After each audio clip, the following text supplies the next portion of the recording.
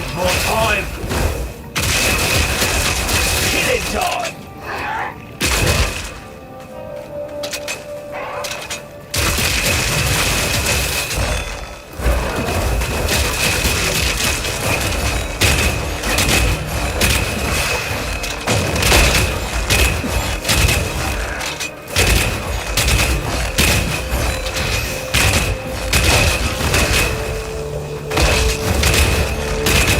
Simple enough.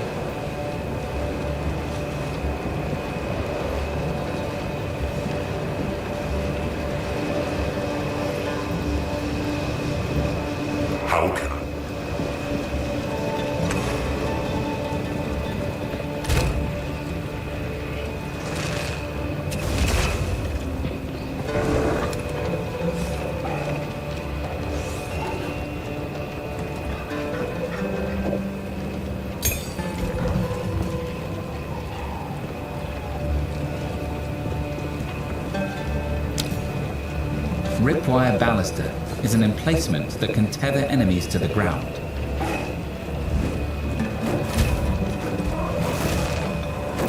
You found a letter? When I have the opportunity.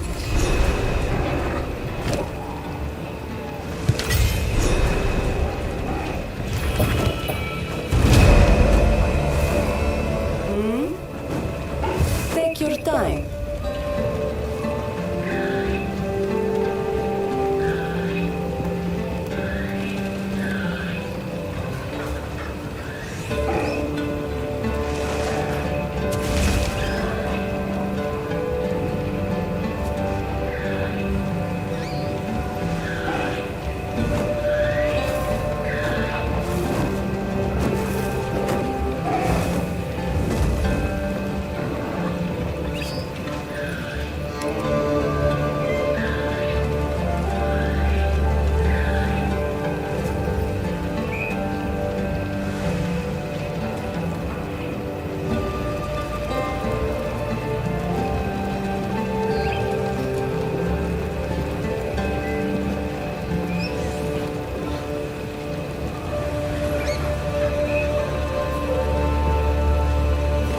Blessings. Need something? My wares are renowned.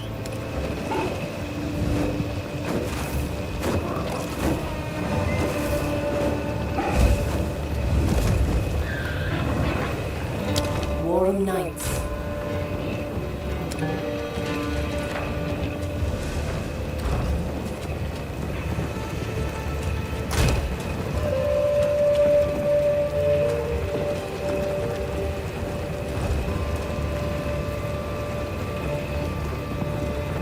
Take your time.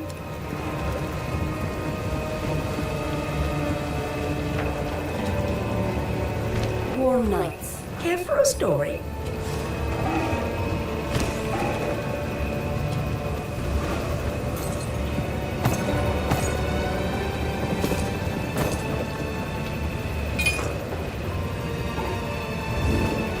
I will tell your tale.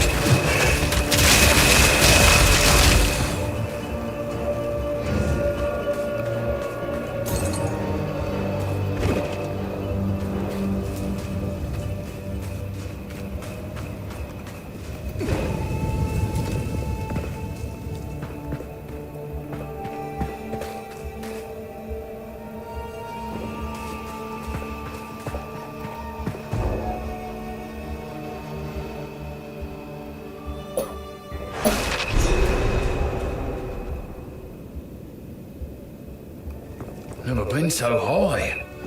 Precarious job, this one.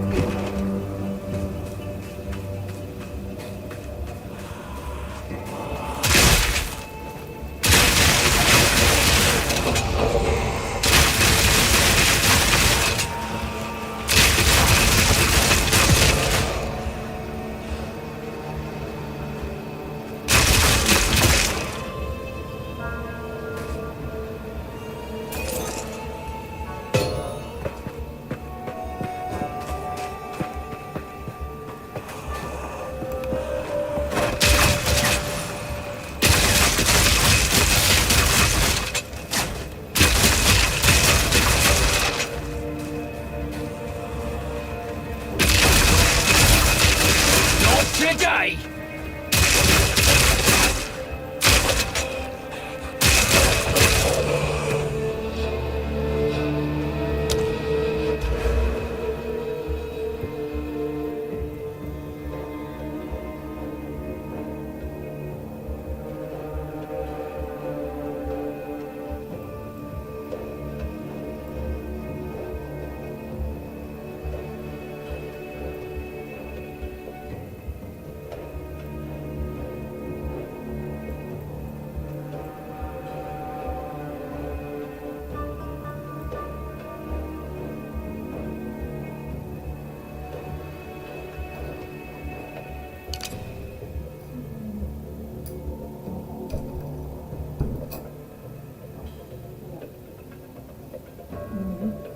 Baka na ba?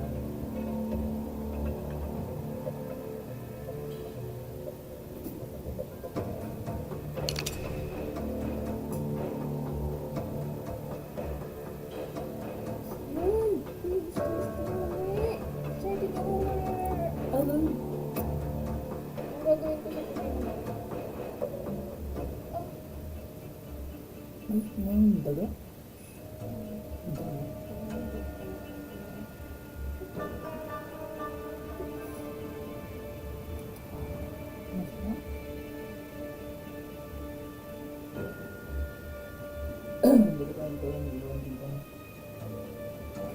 Hindi ko napansin kamo yan. Hindi, naalag ko lang na iba yung sabi ba't may iba sa takip.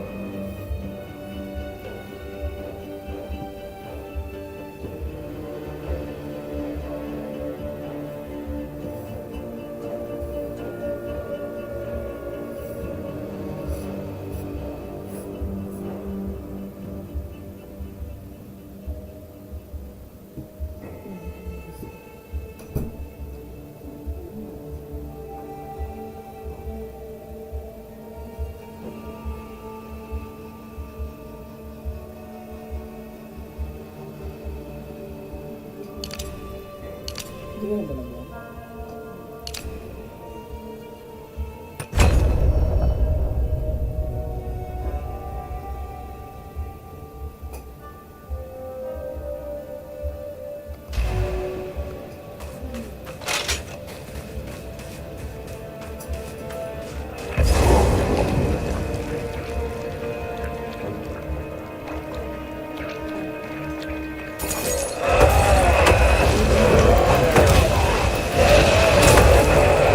Stay still, damn it!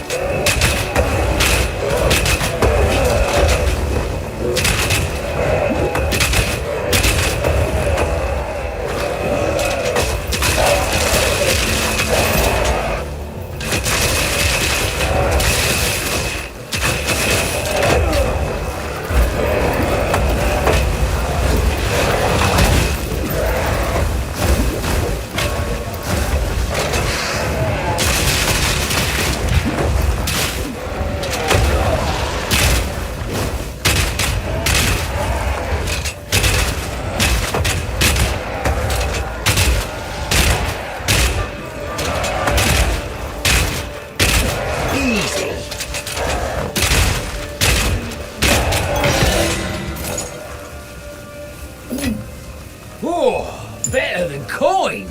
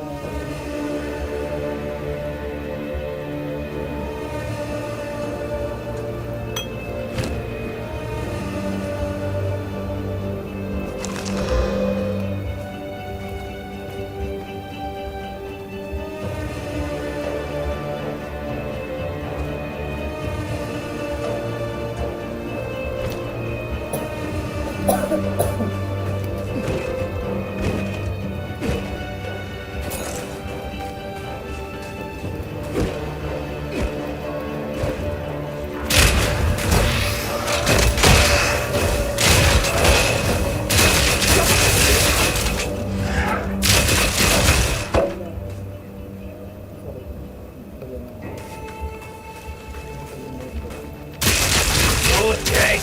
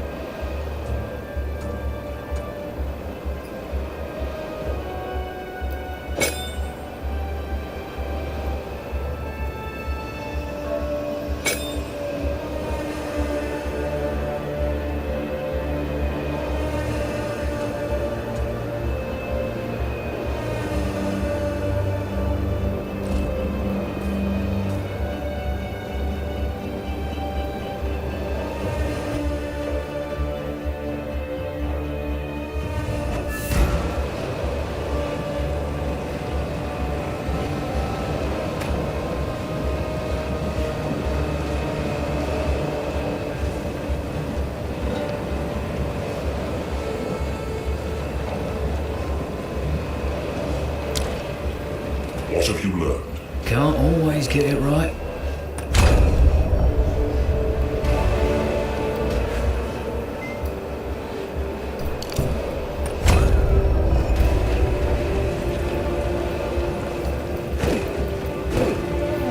I hear you. My wares are renowned. I'll unburden you.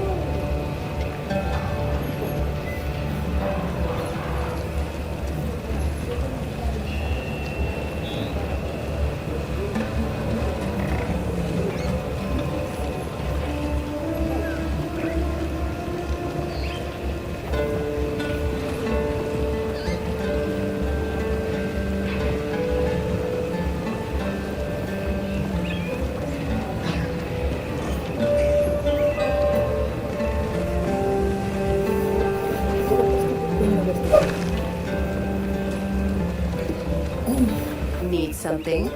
Browse as long as you like.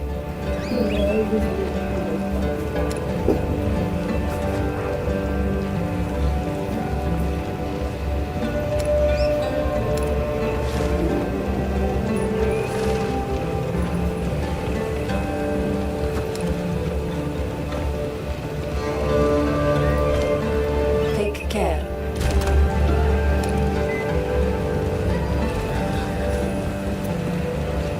Need something? Browse as long as you like.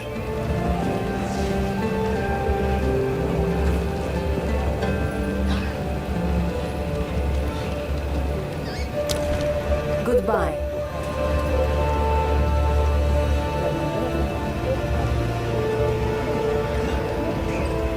Baka sabihin mo nag-alak-alak yung nagluto ng madami.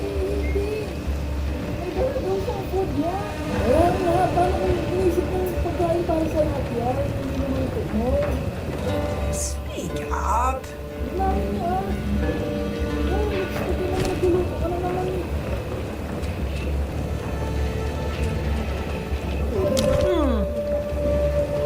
Parang hindi ka dyan.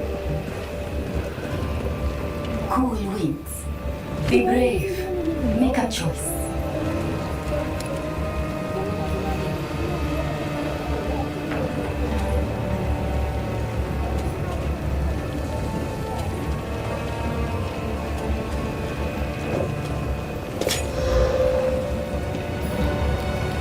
I will take this.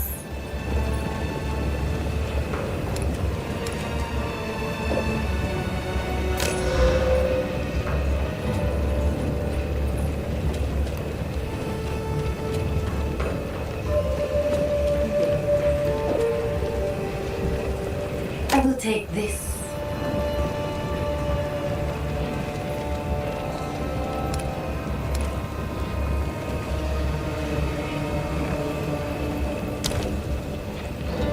Quickie.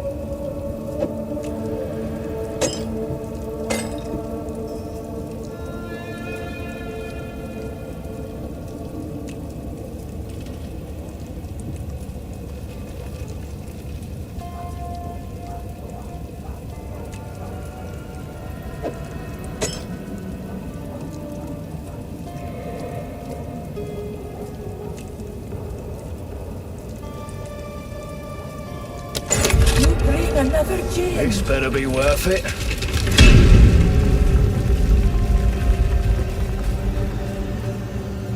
Cool winds.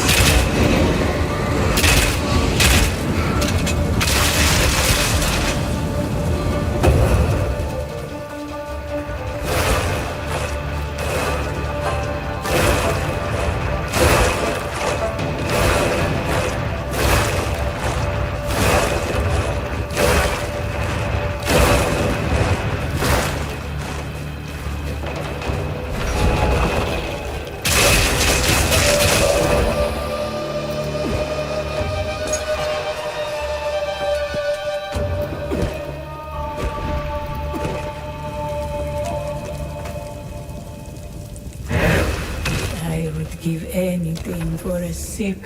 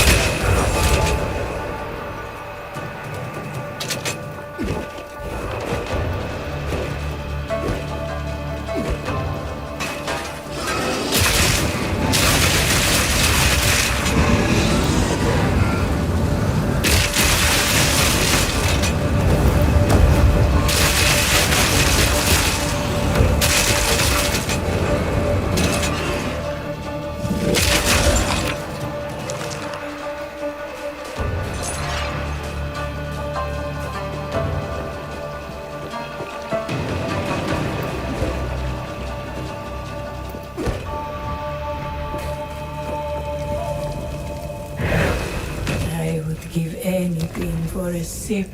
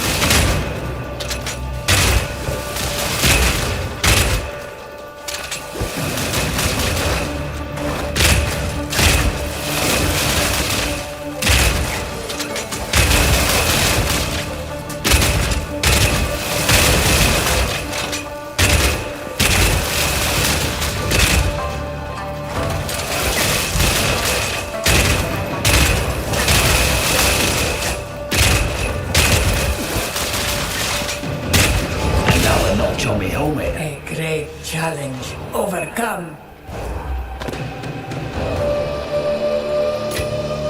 Whoa, better than coin.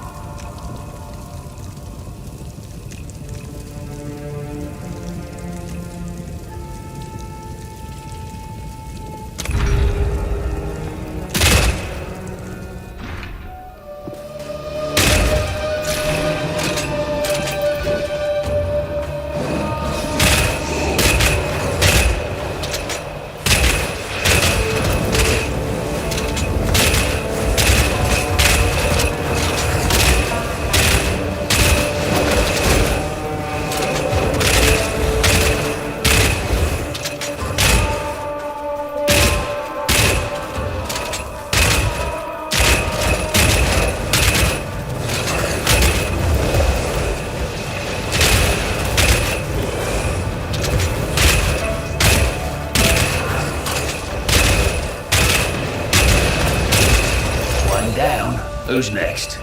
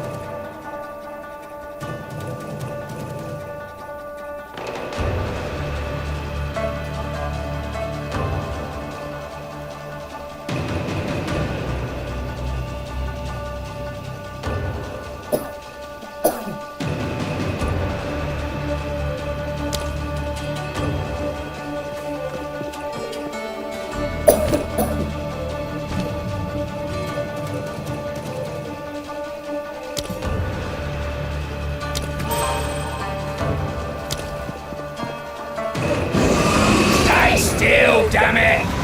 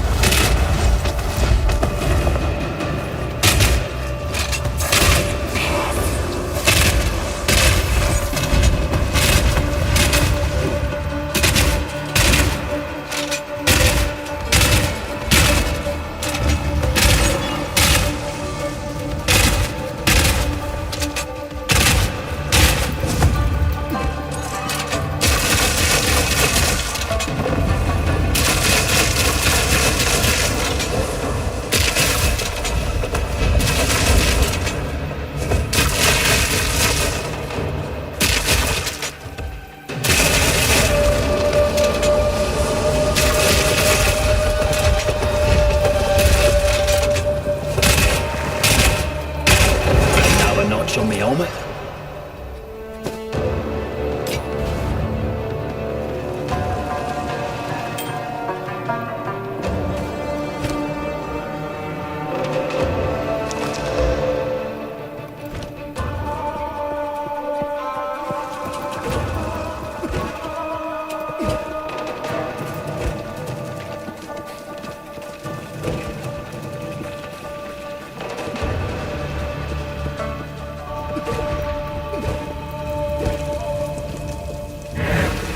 A moment of respite.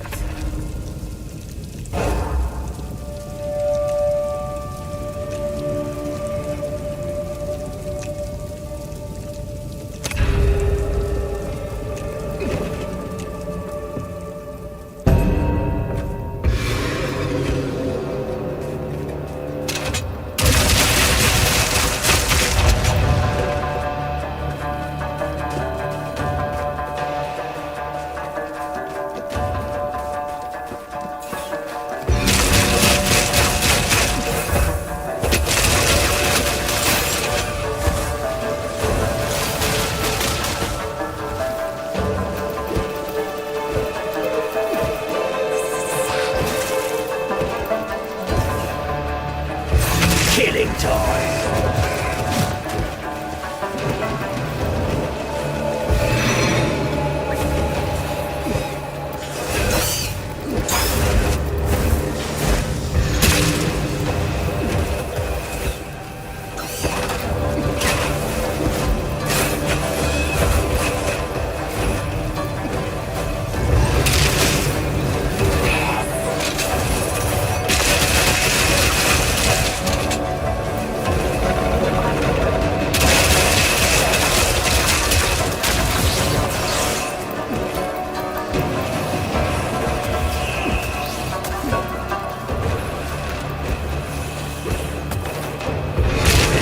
Stand tall!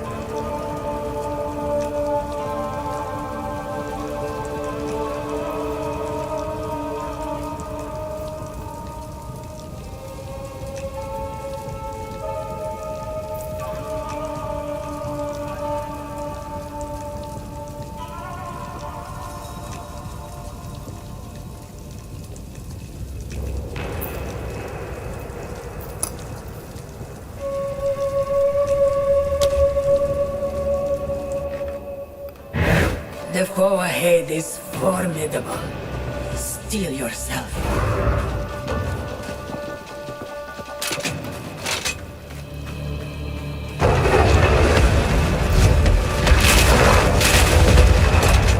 It burns!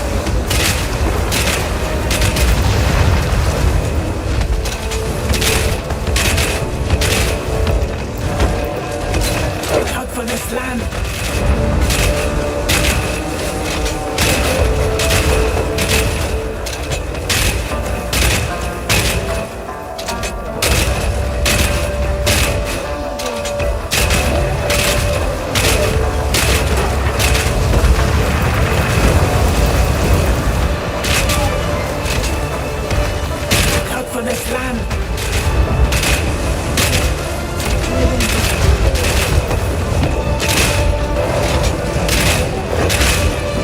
Look out for this land!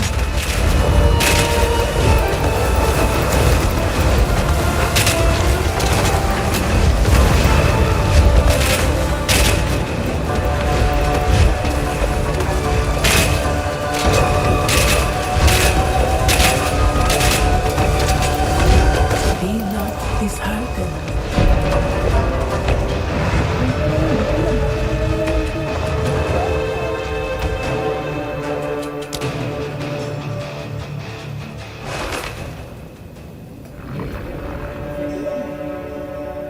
Ang oras ko nilaro yun.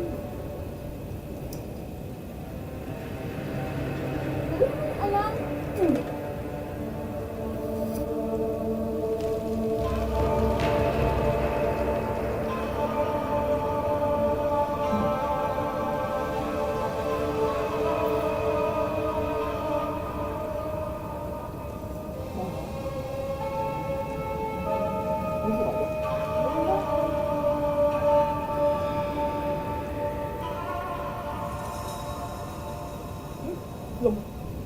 Ay, sama. Ay, sama.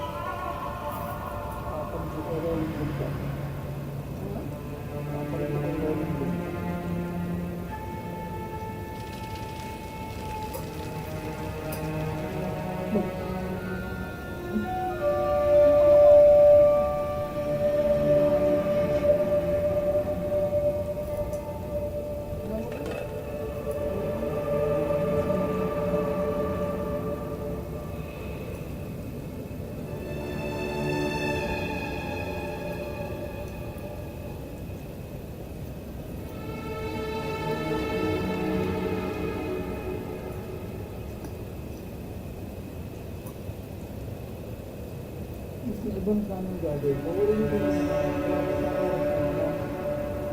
kunti na lang mapapatay ko na eh. Ba't tumilag ka sa akin? Kasi ayoko naman talaga magpanin sa amin. Tumilag ka na ako. Kinain mo din naman. Ayoko na ako. Sabi sa ko. Baka nga ka ba? Hindi ko alam mo.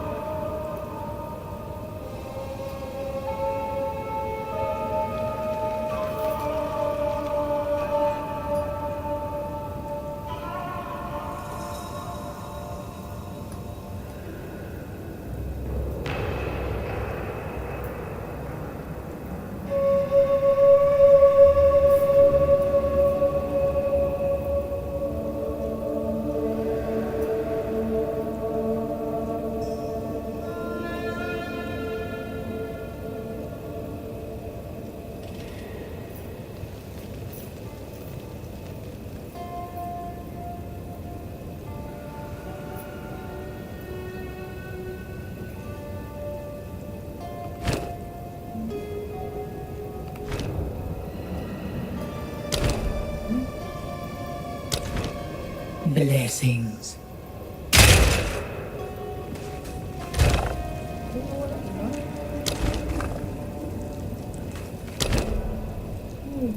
Tignan mo, sayang yung ano ko.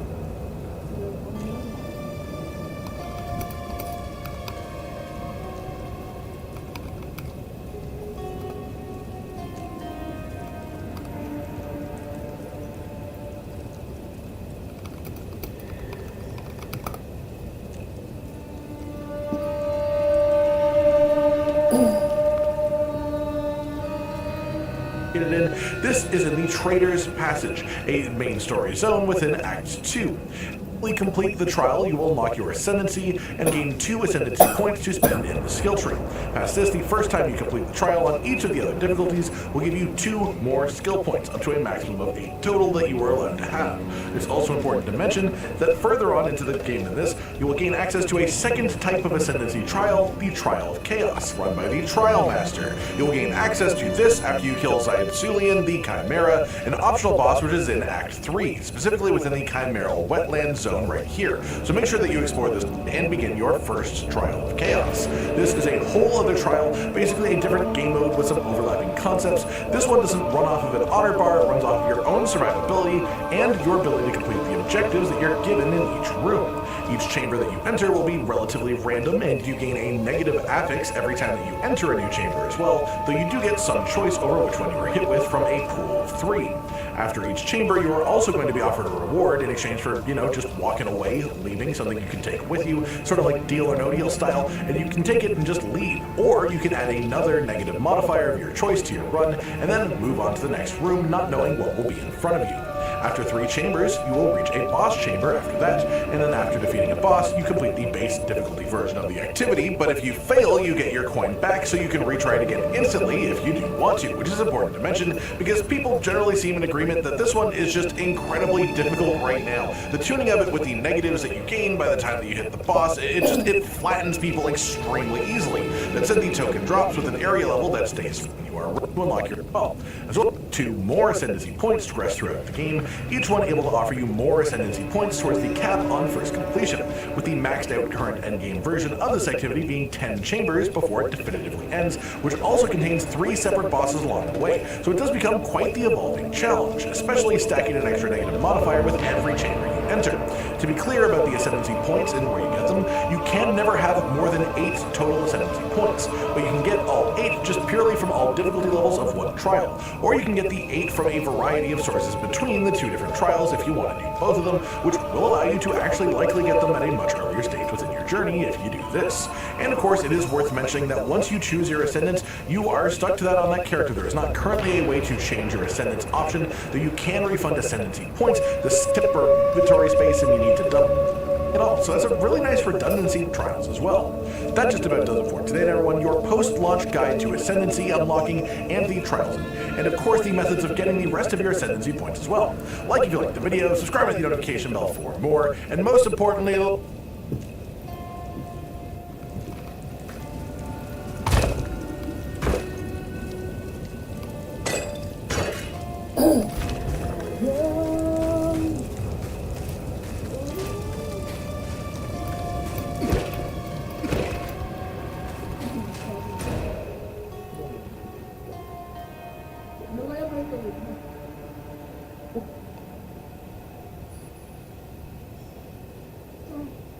Hindi pa ako yan.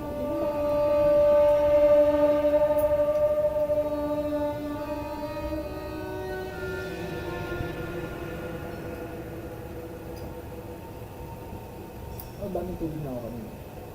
Daming tubig na ako kanina.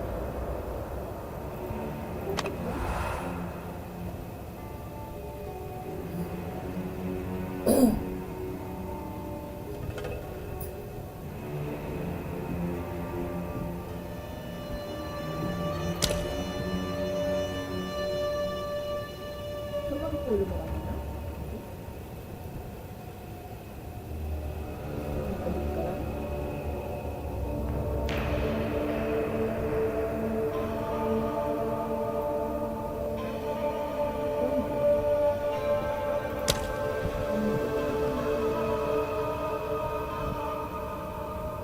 Power.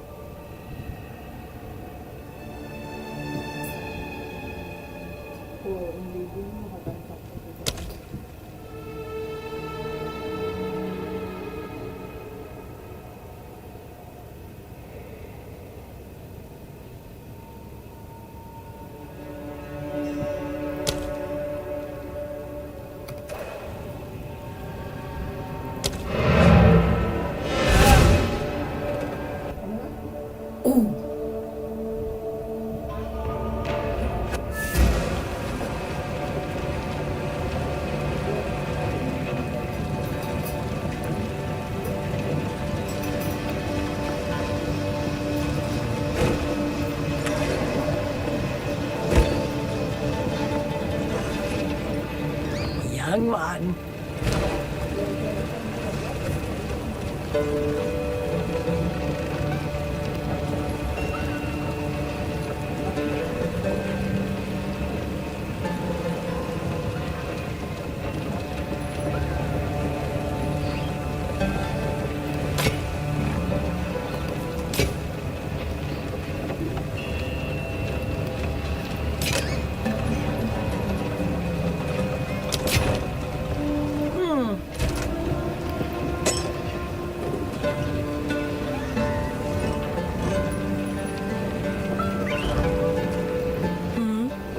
Browse as long as you like.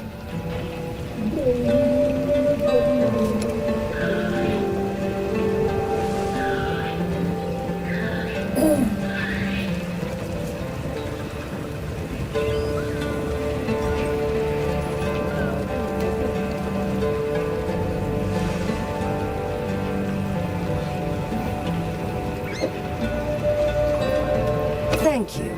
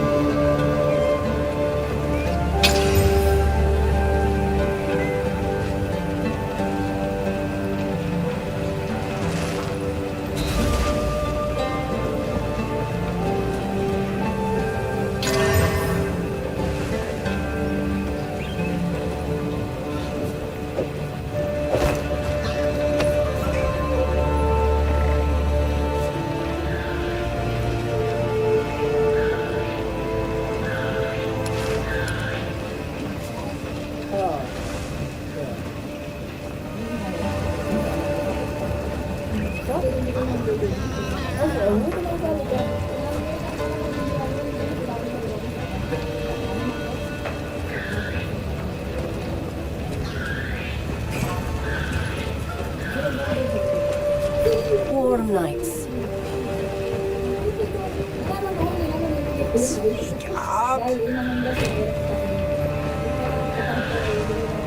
Stay in sight.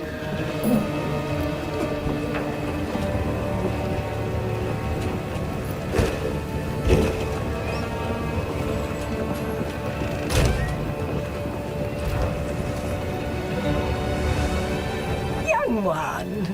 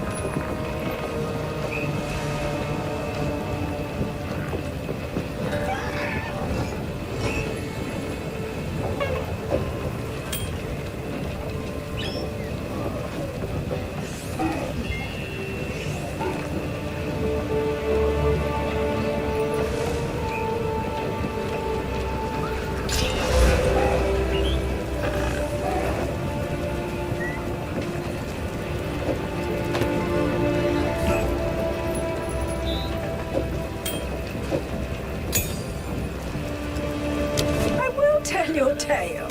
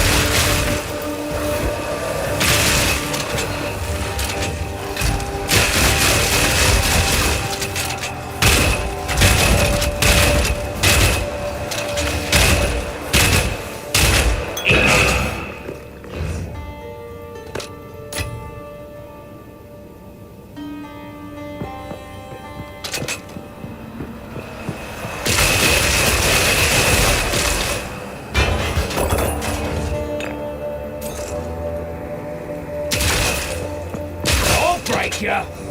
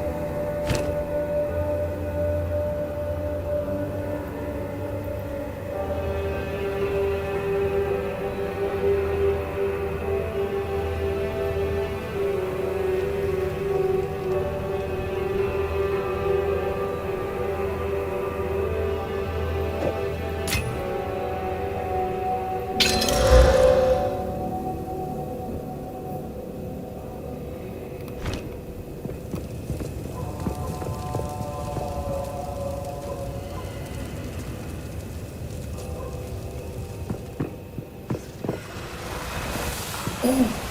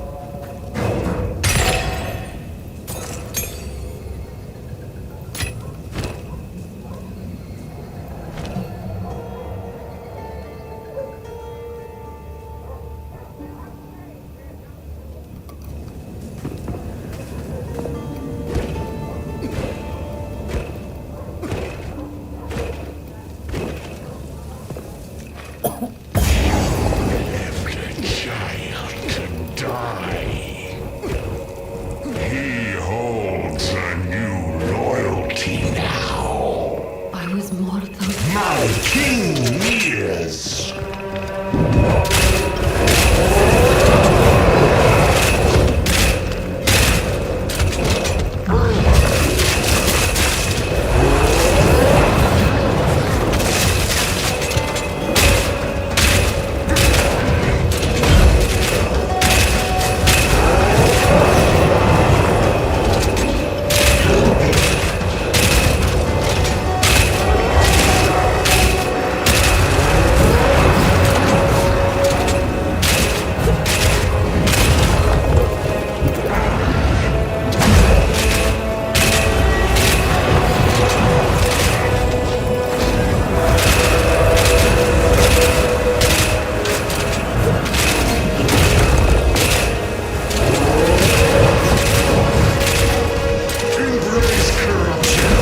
Stay still, damn it!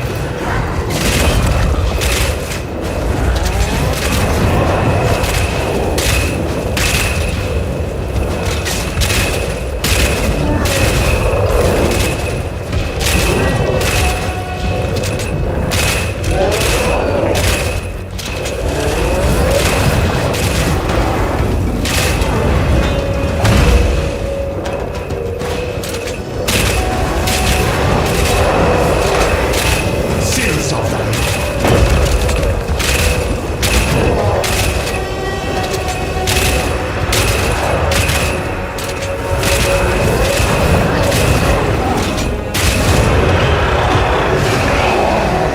She didn't want me.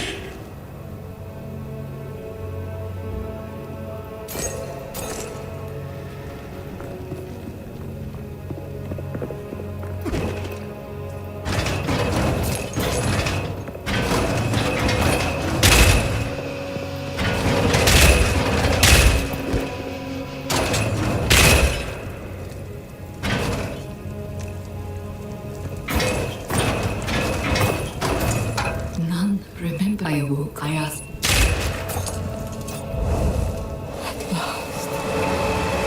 Death. Thank you.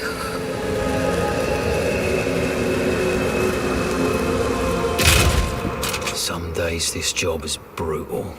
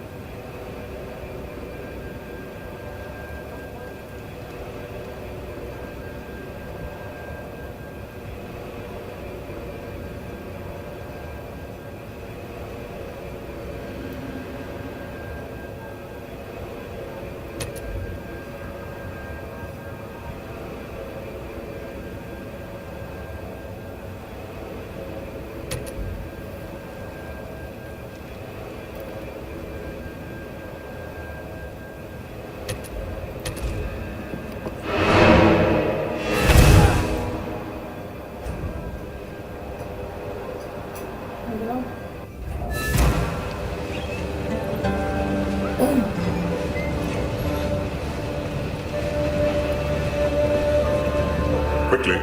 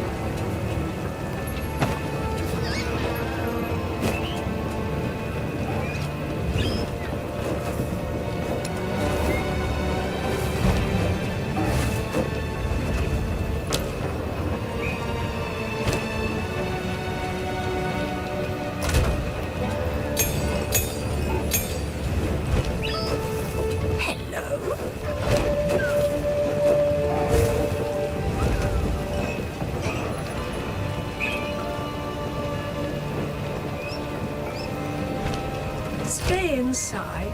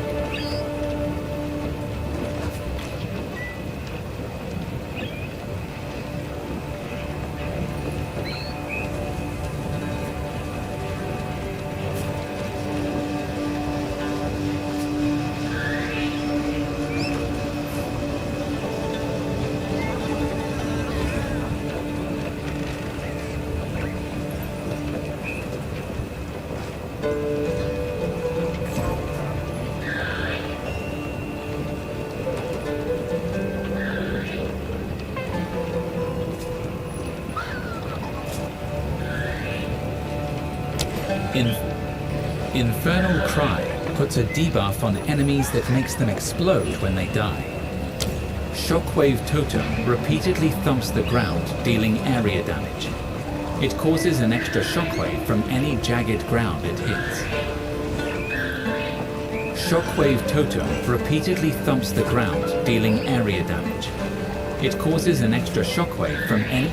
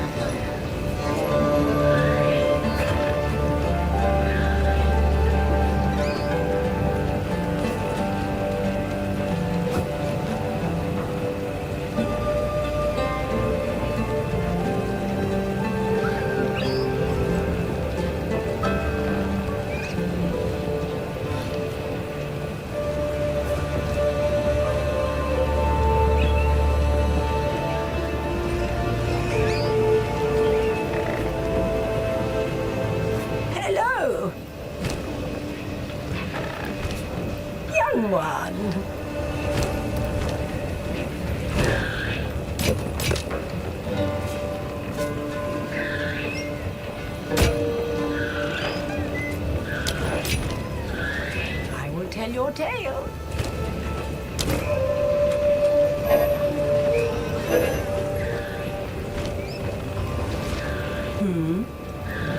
Take your time. I'll unburden you.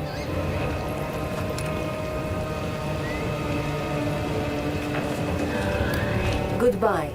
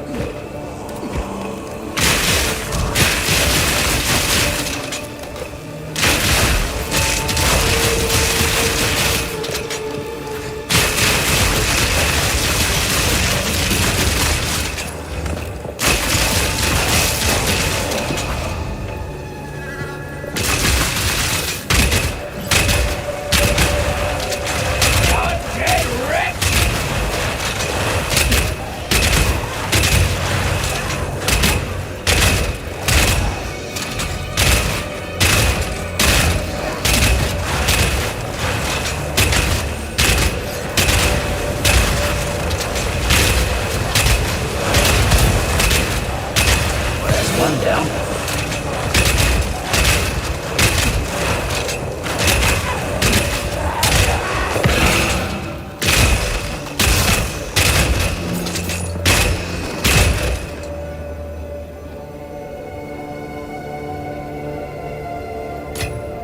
Bloody beautiful!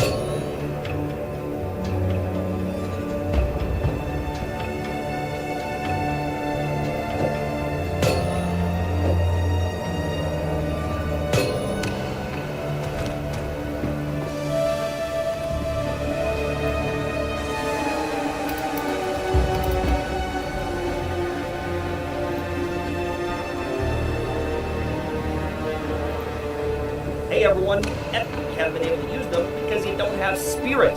Let's have a chat on how you get it. You can get 100 base spirit from a couple different enemies in the game, and if you don't, and I get our app, something like, and so these aura summoning build that'll just boost up your account even more. So as long as I have any sort of aura, I'm now getting 30% increased mana regeneration as well.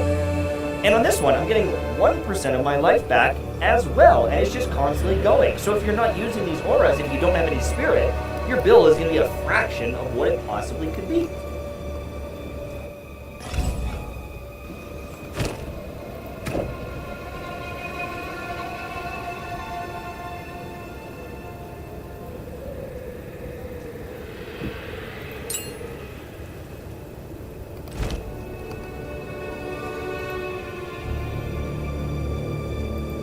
So, in Path of Exile 2, Spirit is, if activated, take a buff to your max amount of spirit. And you're going to see on the right hand side, boss encounter with upgrade. You want to be looking for these. I believe there's one in every single act. So if I hover over this one, we're going to get 10% to cold resistance. However, if you make a bit more progress in Act 1, you come to the hunting grounds, then you find Freythorn. You activate it to do is go through the other acts and stuff and try and find the bosses that are going to give you more, and that is exactly how to get spirit with any class in Path of Exile 2. And what we are going to do is leave that video there to get spirit, other acts and stuff spirit regardless of what class you are playing, and then all you have to it, and that's going to give you an extra 30 spirit regardless of what class you are playing, and then all you have to do is go through the other acts and stuff and try and find the bosses that are going to give you more.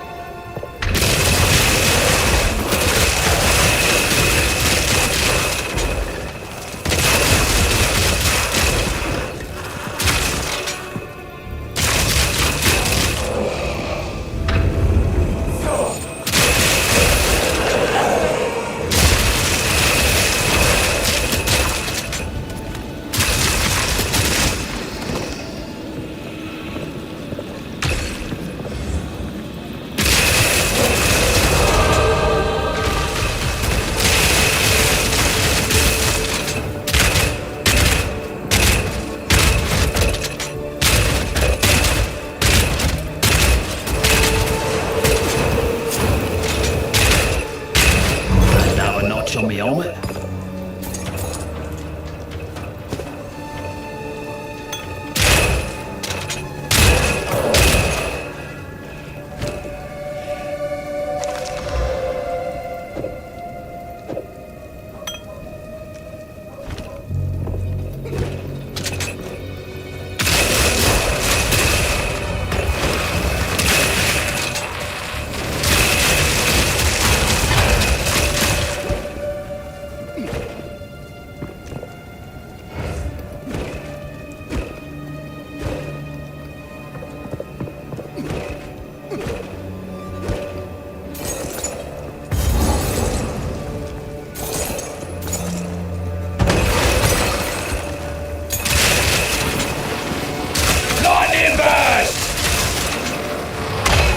Gotta stay quick on my feet.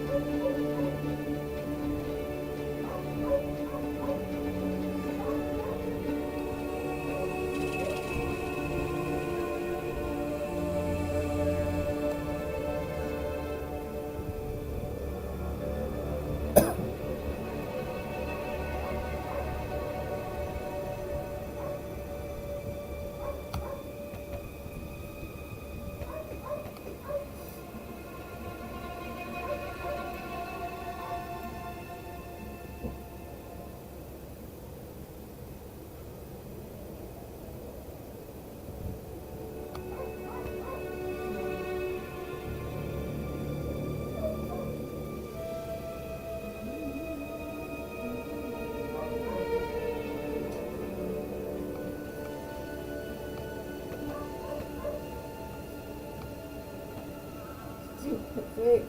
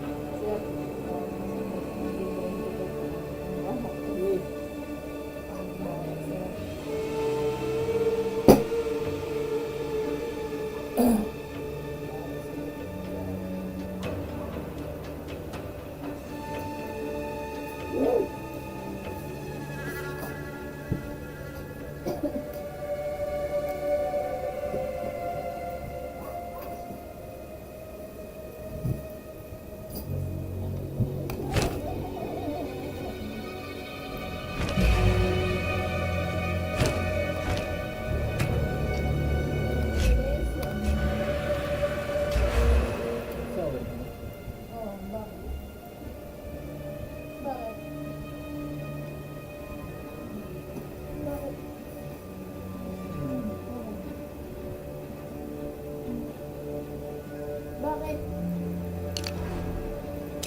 Sagot.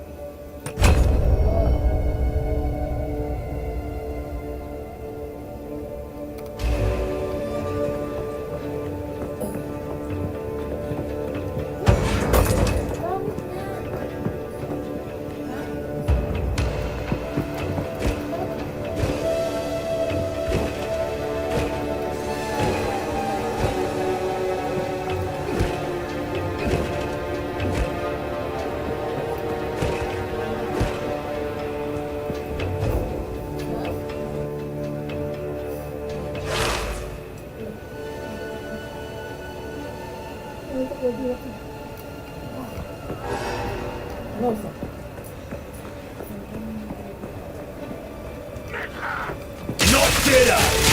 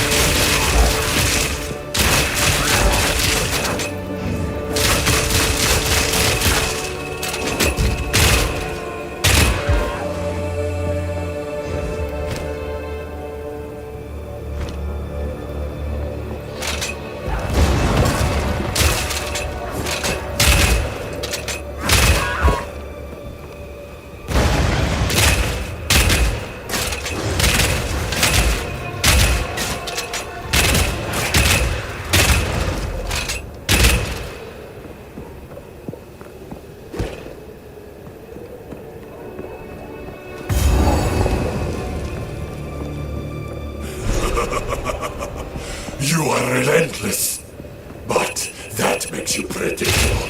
The time of the Paladin is nigh.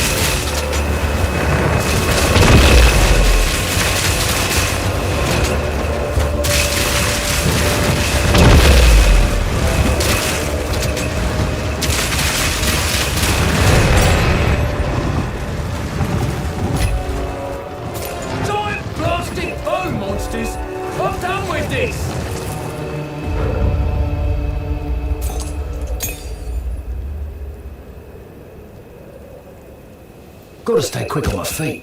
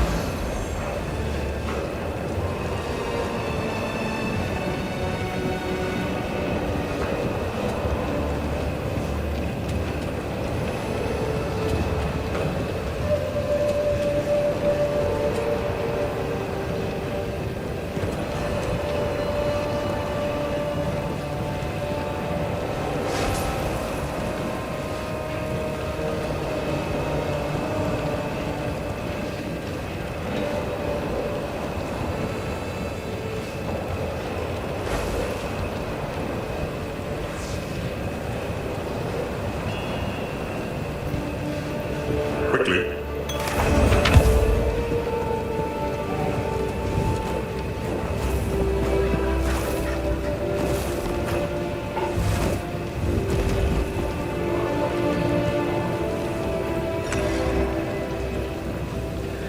Need something? Take your time. I'll unburden you.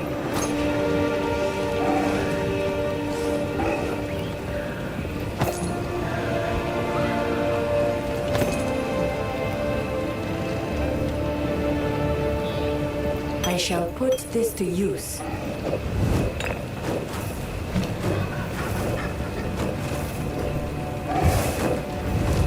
Take care. Here for a story.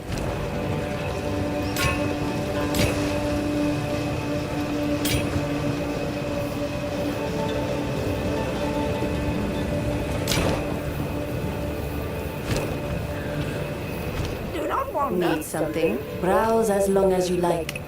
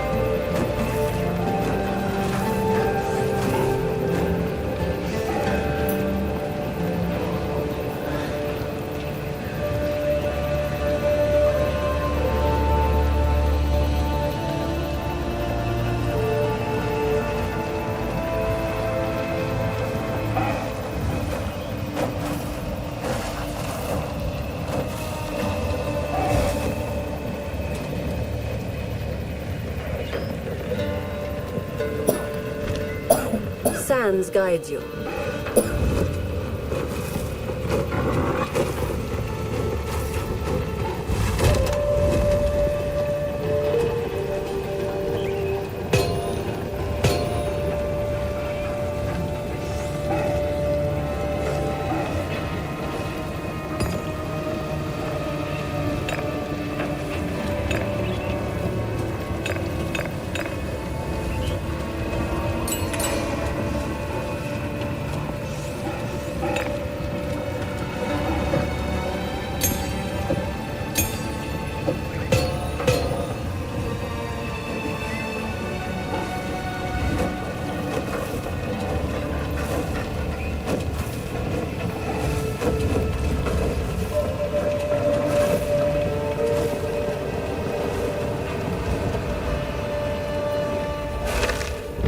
Oh no!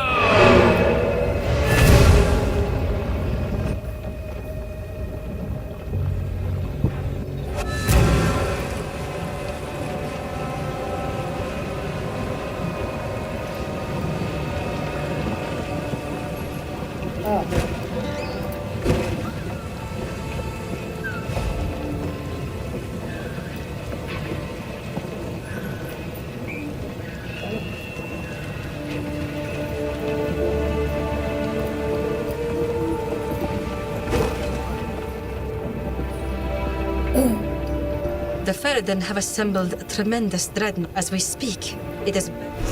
Been a while since I've been to war. It's like... We now have their trail. They will not fight to the last.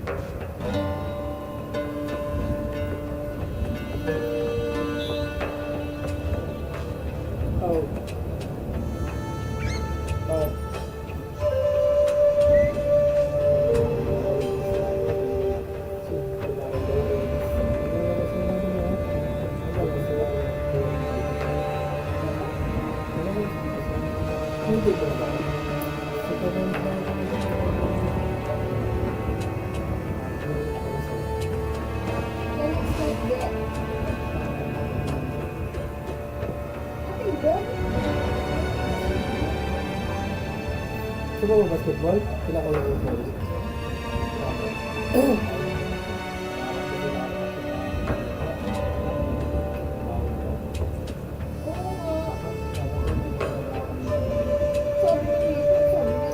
Pagdada siya sa Princeton, kung pinagdada sila.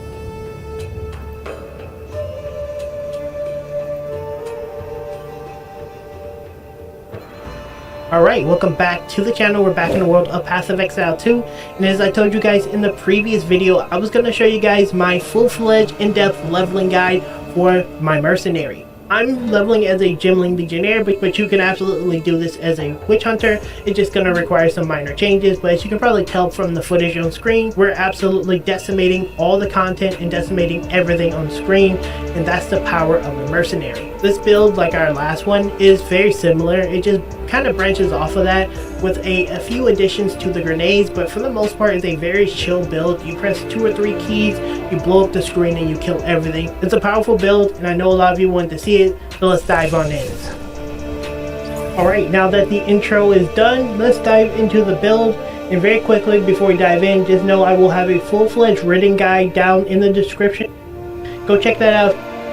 Not too many more, but there are some new skill gems and that we're going to be adding. And keep in mind, we are a Gimling Legionnaire, and so being a Gimling Legionnaire comes with a handful of perks. If you are another mercenary type Witch Hunter, you still can do this, but you will need to swap out a handful of different gems. I'll see if I can add it to the mobilytics and kind of like play around with it, but for the most part, if you're playing as a Gimling Legionnaire like I am, as you can see here, you're going to have certain benefits that others can't, and that's just usually around supports. So, going over it, we're going to be still using Gas Grenade. I'm keeping it to 3 because this is going to be what you're going to use if you get 3. You can use Lesser Jeweler Orbs if you don't know. This is the leveling guide, so I'll just show them. You can use these Lesser Jeweler Orbs. This will give an additional link to your individual gems, so that's how you do it. You can buy them from the shop once you get to Act 1 in Cruel difficulty. You can trade it using a trade vendor. They're going for like 1 Exalted Orb or something, so it should be fairly easy. But yeah, that's how you get it. Anyway, so first things first, we're going to be using Gas Grenade and continuing to use so. Gas Grenade is going to be supported with Magnified Effect. We're going to get Corrosion to break armor, and then we're going to get Scatter Shot. The reason for this is pretty simple. We want as much coverage as possible. We want to break armor with this. This is a very fire... Oh, wrong grenade. Gas Grenade is going to cover the whole entire area, and that's really nice because what we're planning to do is just detonate it, as you can see here, and it just blows up the entire room. In addition, we're going to be using Explosive Grenade. If you use my previous build, these 2 things, all this here is all things you already had, right? This is we're gonna put fast forward on this. This is just gonna make it so that it takes less time to explode, so it comes out faster because it's a little bit of a pain to do. We're going to use Scatter Shot here, so both of these will be supported by Scatter Shot. You don't necessarily need Scatter Shot for this, but in my opinion, feel like Scatter Shot's more important on Explosive Grenade. If you're having problems with coverage because you're not a Gimling Legionnaire, you can always get a crossbow like this one, a Bombard crossbow, and this one will fire an additional projectile, make it a little bit easier, and I can just show you an example of this. Hopefully that doesn't kill my stats. So you can see there I got another extra projectile. So this will help you if you don't have enough gems, but yeah, that's what I would do personally. You're hoarding crossbows. Anyway, continuing on for our, did I finish this? Yeah. We're going to fast forward, Scatter Shot, and then we're going to put Primal Armament. This is going to give increased elemental damage. Herald of Ash is what we're going to be using. You're not going to be able to afford this until you get to Act 2 and defeat the witch person. Herald of Ash, we're going to be getting Vitality. You're going to be picking up Clarity from Mana Sustain. You don't need this if you have good Mana Sustain. And Cannibalism. This is going to help you sustain while you're mapping. This one has been the most integral. I hardly ever use Flask when I'm killing mobs. Only whenever I'm killing bosses. And this is for bossing, this is for mobbing. Having them both in is just for utility. But yeah, that's what I use. And then we're going to be using Oil Grenade. All this does is it's going to put a area of oil down. And this is going to inflict fire exposure. So as you can see, it has pretty good coverage. And then this can be detonated just like everything else. And then you can see there I set it on fire. Ideally, the combo is pretty simple. You're going to just do that. And then you can blow it up like that. And if you... Oh, wait. It didn't come out. And blow it up like that. Or if you're like facing off against a boss, I'll just do like 3 layers of this, 1 layer of that. And then just go like that. You would just blow up the whole screen. It just does a ton of stacking damage. This build did recently get nerfed, but you still do a ton of damage with it. And that's just pretty much the combo. Just keep doing that and just layer it. You just blow everything up and just, it's just super, super, super nice. Good damage, good AoE, everything. Oh, we put Encumbrance on this? This is going to just make them a little bit slower because like when you're facing off against enemies, a lot of times the situation is you're kind of running, so you're going to shoot it in front of you, shoot that there, throw that, boom, boom, boom, and then everything behind you chasing you would just die. And that's kind of basically what you're doing, just shooting it in front of you. And then just keep going, boom, boom, boom, everything dies behind you. And this encumbrance kind of helps because it makes it so it's hard for them to like continue to run. We're also using magnified effect on this. You can kind of maneuver this one around if you're if you have other things, like if you don't have an extra magnified effect, because I think magnified effect is kind of important on your gas so it can spread easier. But if you're a witch hunter, just take something out and then use this, you know, use something else. Like cooldown and stuff. Ingenuity works here really well. Our major stun is going to be flash grenade. We're going to just use this to help stun enemies, and you'll probably see in some of the footage when I'm facing off against bosses or I need some type of defense. This is just going to help out. In this, I put overpower. I put a second overpower because from what I can tell, it stacks pretty well. Then I put unbreakable. If I get another link, I'm going to put another unbreakable here. And this thing just makes everything stun. Like when I'm in a boss fight, I stun things like 6-7 times fairly easy if it takes that long to kill them. By the end of the act, I got attrition. I don't have the spirit to hold it up. As you can see, I have 25 spirit. If you can afford to, you know, cover the spirit with attrition, use it. But you're probably gonna have to wait until a later game or take some of this stuff out. I just felt like the vitality and the clarity was too important to take out. You can take it out. I'm just being a little baby about it. But attrition will help you, and this is just culling strike. It's just gonna make it so you can cull enemies, and this is really good against unique bosses. The last addition is going to be Leap Slam with martial tempo, and this is just going to let you pull out a shield and leap. As you can see here, it's just really nice, so you don't die or don't get stuck, because this game has a problem with wanting to kill you getting stuck. So just make sure you have a mace in your second hand, just any crappy mace, it doesn't matter, any crappy shield. The reason why you want a mace, one-handed mace, is because the attack speed of a one-handed mace is faster than the attack speed of a two-handed mace. And what that means is you'll be able to get the move off because this is considered an attack, for those of you who are not familiar with how it works. Passive tree, I'm going to just go over it and add things in terms of nuance. So we went all projectile damage on the right, came over here and got this armor in the stun threshold, battle hardened, kept the the attack speed, and then we got the devastation for the area effect and area damage. I don't like these area of effect nodes, so that's why I went with devastation here.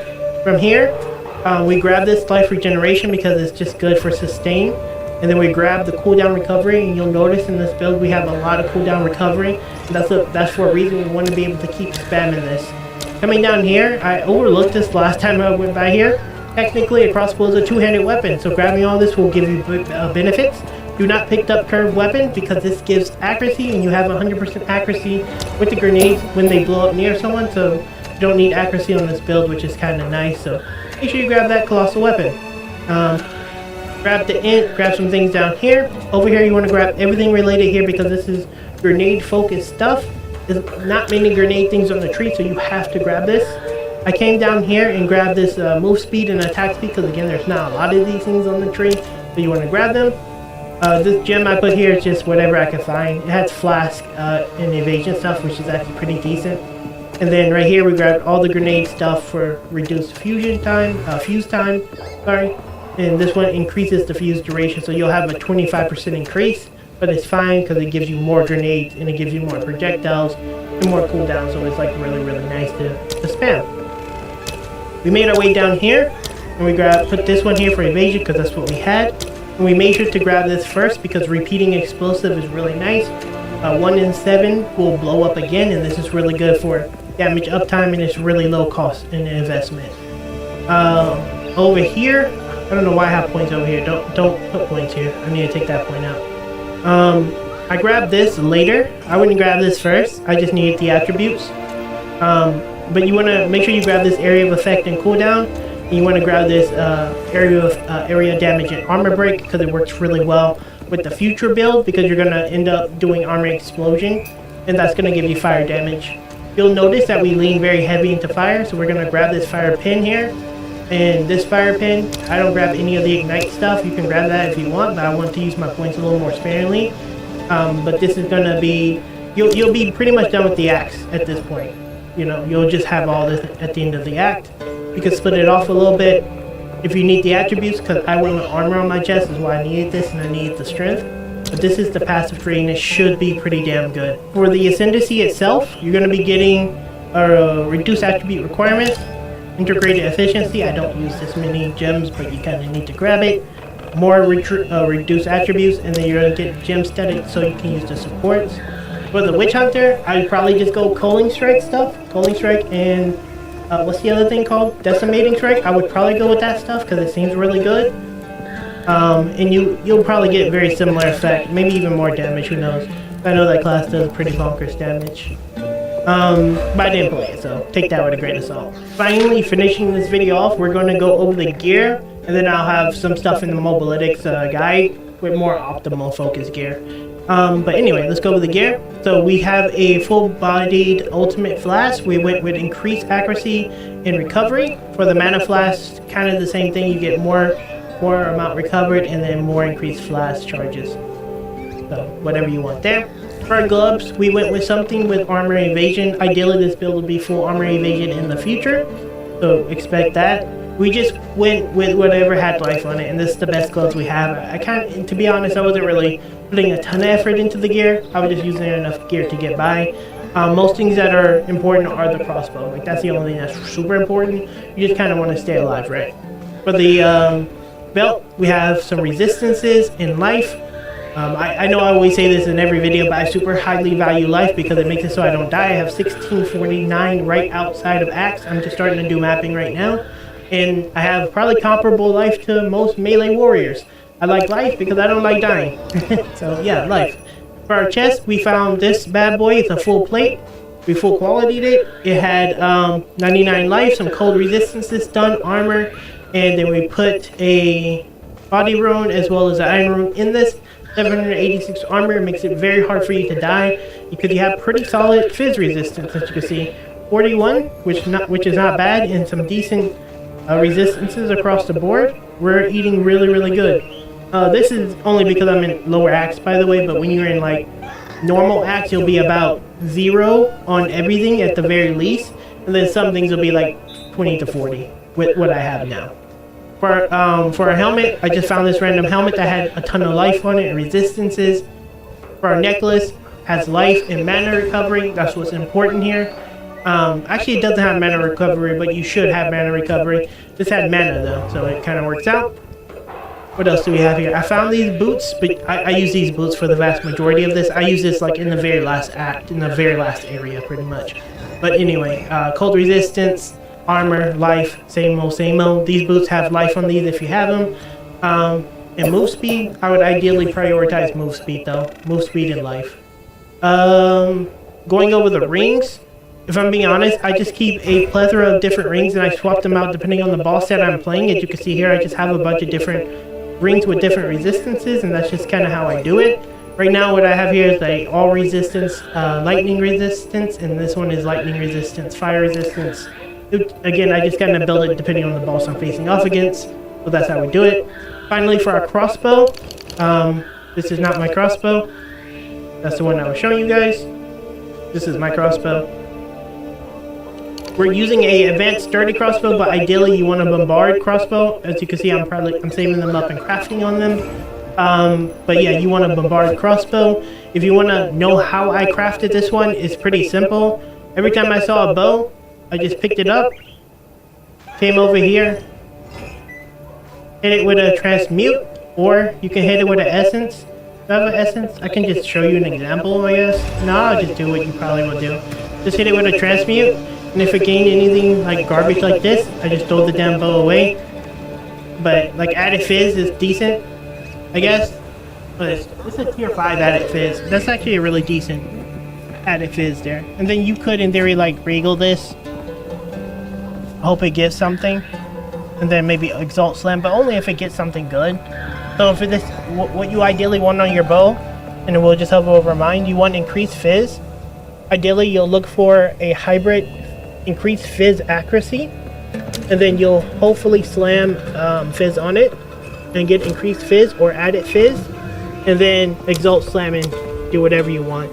You don't care about the accuracy, but you want the hybrid accuracy fizz because you can roll increased fizz with it. And as you can see here, looking at it, you can stack the increased fizz as well as the accuracy hybrid fizz together and get more physical damage on it. That's kind of the purpose of that. Hopefully that doesn't go over you guys' head. But yeah, that's how you do it. But yeah, that's how you build it. That's all the gear. If you guys have any questions, feel free to leave them down in the comments. I'm always here to help. Check out the build guide on Mobalytics for more in-depth, and that's pretty much it for the video. And there you have it, guys. That is my leveling, full-fledged leveling build for the Mercenary, Gimli, Legionnaire, pretty much any of those ascendancies. You'll be able to blaze a trail through the entire campaign, and they'll be fairly easy. You have your moments where it can be a little tough, but for the most part, you'll just decimate the majority of the content. It's going to be very much built around your bow, but yeah, it's a very solid build, and it works really well. Just keep in mind, I will have more builds in the future as I transition later into the end game. So just make sure you're notified and keeping a track of the channel. Huge thank you guys for stopping by, and yeah, I'll see you guys in the next video very soon.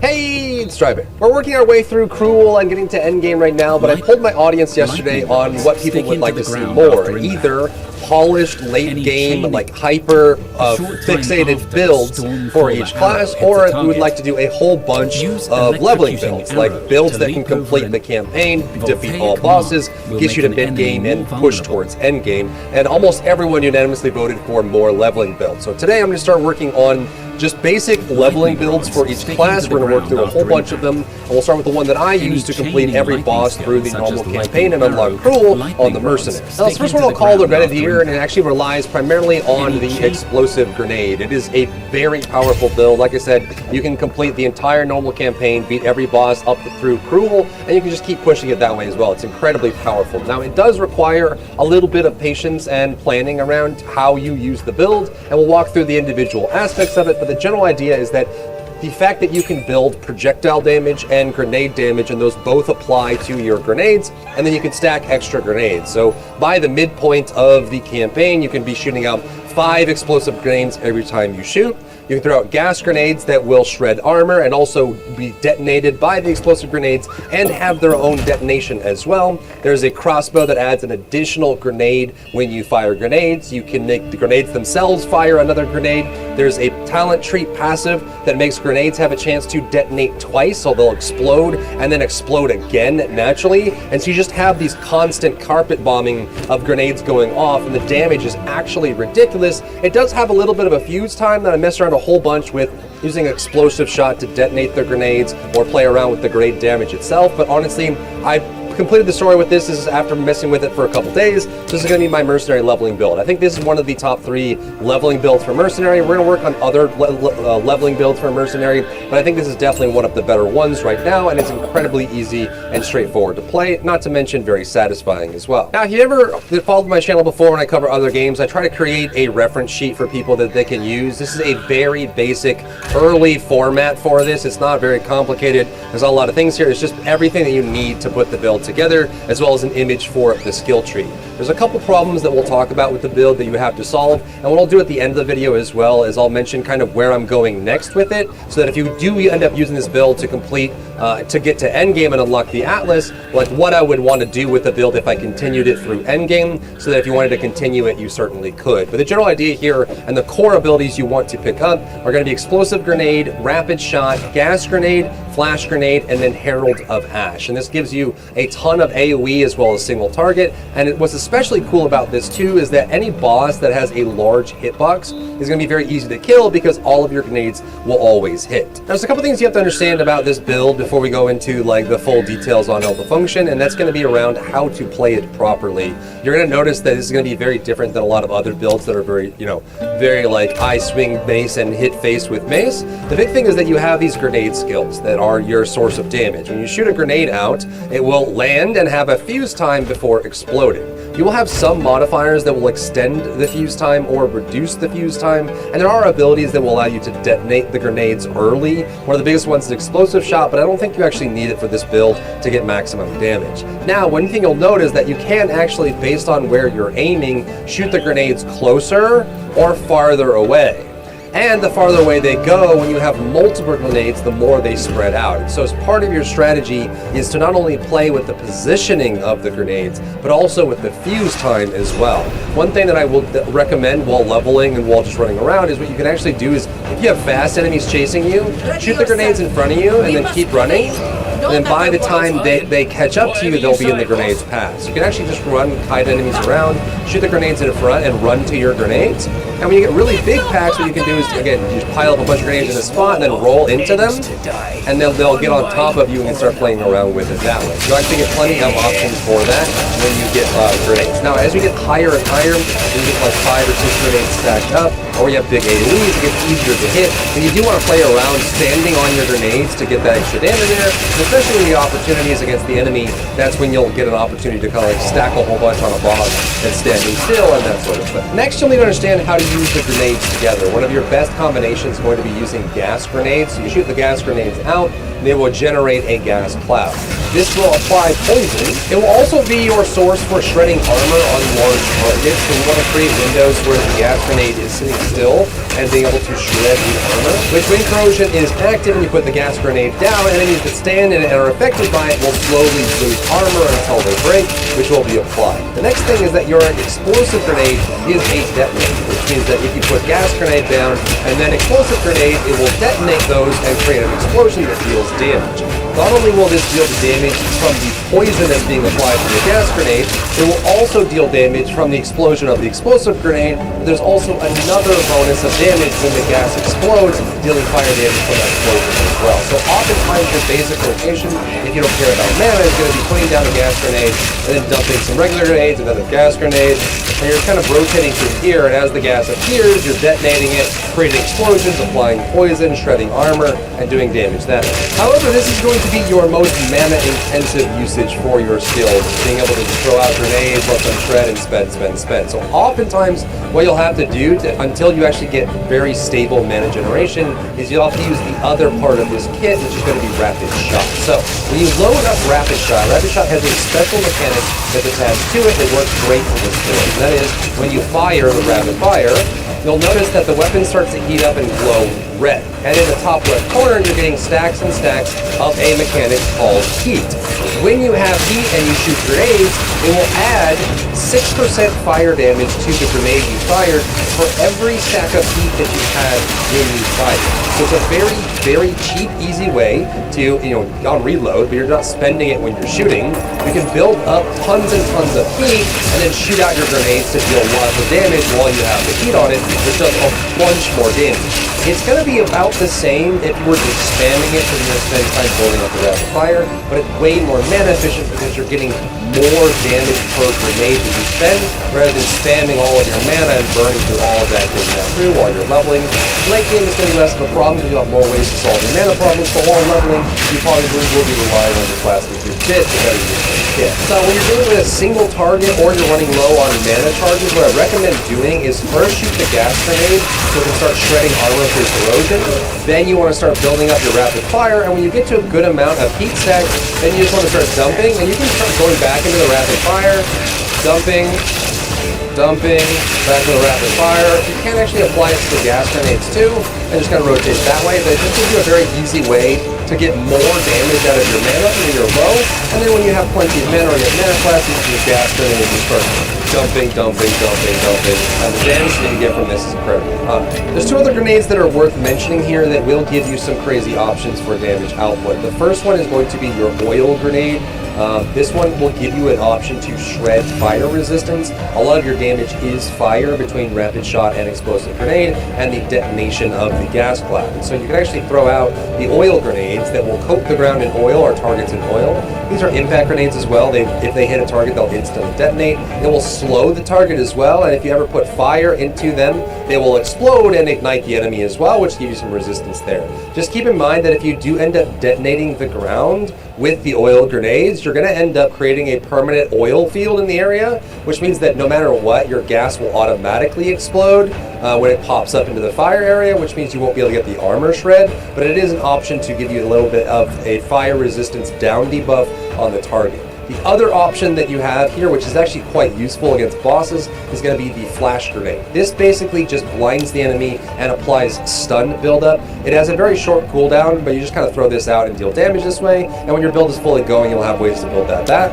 But it actually gives you a ton of stun buildup, so you can just take a target down, so you can basically stun them, like put the gas down on them, shred their armor, stun them with a flash grenade, build up your rapid fire, and then when they're down, and then just start dumping explosive grenades all over them until they explode. And lastly, for Herald of Ash, I think is the cleanest addition to this build. It basically allows you to deal damage and apply Ignite, which will be useful for detonating things. Gives you a little bit extra damage there. And one thing I would recommend is at least getting a aura, any of the heralds or auras that you want. I recommend Herald of Ash. You can also run with the Herald of Plague, just because you're going to be spreading a lot of poison with gas grenade, and then grab the Clarity gem that you need. When you apply Clarity to a Herald skill, it will actually give you a permanent mana regeneration increase. The big thing here is that you get 30 Spirit at the start, like, the first third of Act 1. You will need 40 Spirit to have Clarity attached to a Herald and turn it on, so you'll need to get a little bit more Spirit either through gear or through the other Spirit unlocks through the story, so you can hold on to this for later, but having Herald of Ash I think is a good addition. Now, if it makes it easier, I did kind of do a rough outline of the build on Mobalytics, so I do have a build planner right now with the actual loadouts here. Again, this is just so you can get your first one. Getting your first Jeweler Orb takes a little bit towards the end of the first story clear. Then after you get into Cruel and Laking, you'll start getting 4 and 5 support gems on weapons. But I think this is kind of very representative of what you would be able to get by the end of your first normal clear, as far as the amount of support gems and the amount of sockets you can get on skills. And then I have the skill tree here as well to look through. For ascendancies and for talents, I think you would want to go with Witch Hunter here. There's a couple options, but I think the best one is just going with Zealous Inquisition. What I love about Zealous Inquisition, and keep in mind in-game, I've already started working on the next build, so I've kind of gutted everything already, but what I love about Zealous Inquisition, it gives you this node here. It gives you the ability to detonate enemies when they die, and they explode, dealing their max life as physical damage. So it can cause grenades to cause explosions, to cause grenades to cause explosions, and the AoE is very strong, and it even works on bosses when you have adds, because when you kill the adds and you trigger Zealous Inquisition, it does a bunch of damage there. You could also go with Culling Strike. Culling is quite useful for clearing mobs, though you can. I would recommend going for either Witchbane, but in my build, I actually recommend going for Sorcery Ward, just because with the grenade build, you often have to get very close to the enemies to stand on your grenades, and so I like having the extra elemental absorbing with the Sorcery Ward on top of it. So for your first 2 ascendancies in Act 2 and Act 3, I would first get Zealous Inquisition and then get Sorcery Ward before moving into Endgame. When it comes to talents, I recommend everyone that's just clearing the first couple acts, or the first, doing Cruel and Normal, to start out your talent tree on Mercenary by getting all of these defensive nodes. It will make a huge difference in you being able to clear bosses, and while you will miss out on some projectile damage here on the way over, or attack speed if you're doing a crossbow build, I think for this build specifically, we're going to get Armor and Evasion, Armor and Evasion, Armor and Evasion, all the way down to here. This gives you 5 strength and dexterity, and so does this node over here.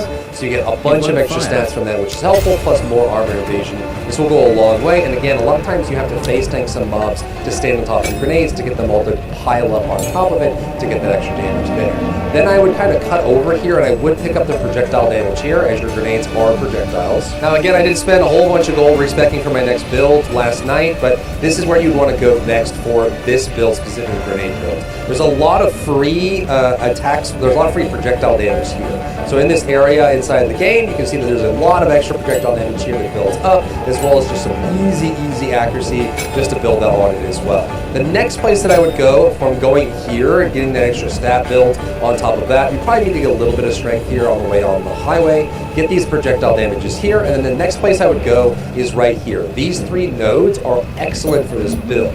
So what these do is they give you the extra attack damage, which will apply to your abilities. Effect duration will apply to your gas cloud as well, which is useful. But the biggest thing here is that buffs expire on you 10% slower. Now what's great about that node node is that it affects the heat decline, like your heat stacks falling off from rapid shot. So by default, these fall off at about 1 every 0.25 seconds, so the heat stacks you have in the corner. So they fall off pretty quickly. So every 4 stacks is 1 second, and then all your heat stacks are gone. Even just that 10% allows you to fire the rapid fire shot, get a bunch of heat stacks, and then very easily start dumping that for the grenades to make sure you benefit from the heat buff, because every stack you lose is 6% less damage on the grenade that you fired for each of the grenades that come out from that. It's an excellent node for this build. Next, we're going to come down here, and because this is a very mana-heavy build, I love getting these nodes right here. What you can do for Act 1 and Act 2 is probably skip these and go down to the damage nodes first, but by Act 3, you're definitely going to notice with a grenade spamming build that you're going to run into some mana issues. And these nodes are excellent because it relies on your built-in flask. You can get passive mana flash generation. You can make it so that when you use a mana flash, you get a life flash. It gives you extra life and mana recovery. And this, in a lot of cases, with a good flask, can solve your mana problems until you get the cool difficulty where you just spam your arms. Next, there's 3 major clusters for grenades that you will want to get in this build.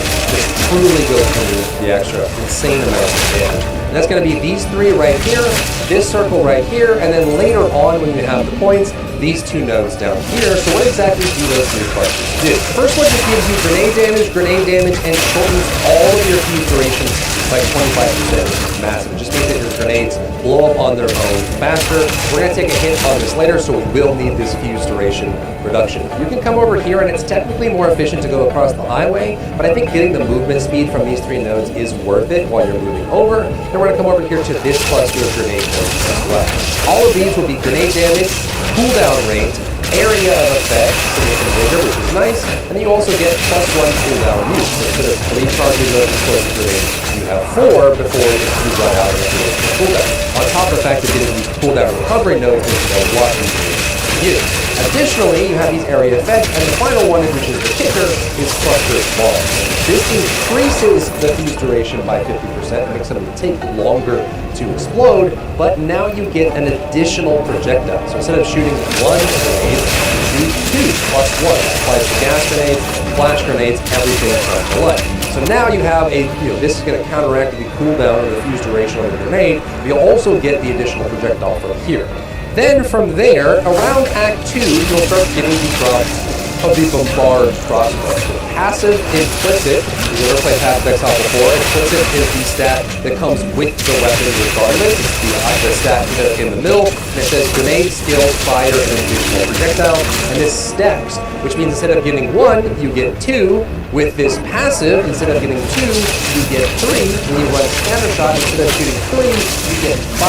Your explosive grenade with the build is shooting 5 grenades every single time, each one of them doing damage. Now, as you start pushing towards Cruel and beyond, there's another node that you want to get. You're quite close to already. You're going to be pushing towards like the Cruel difficulty to get it, and that's going to be down here. So if you work your way down from this area down to the bottom and you cut over, you will get increased grenade damage, and most importantly, grenades have a chance to activate a second time. So when we think about that, and you grab the notable down here, you're not only going to be shooting 5 grenades with every explosive, 2 gas grenades or 3 gas grenades with every gas grenade, and stacking those up.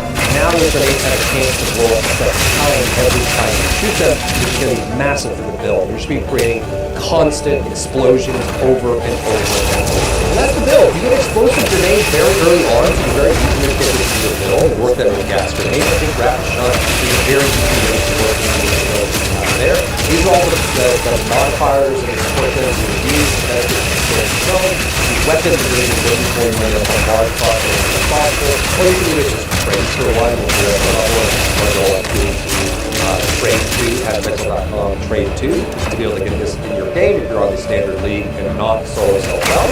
And then this build is here as well. Again, this build is incredibly powerful. This will clear normal and skill difficulty, take you all the way through the end game and take you further. But I'm going to stop here on this build and start working on other builds, not only for the Mercenary, but also for the other classes, as that was what the community has been asking for. Just more leveling builds and ways to play the game for the early and mid game so they can kind of get into it, rather than having a solo slower release of builds that would be more polished. If you found value in today's video, leave a like down below, leave a comment for the algorithm to help this video get seen by more people, and don't forget to check out my other channels for other content and other stuff and other things.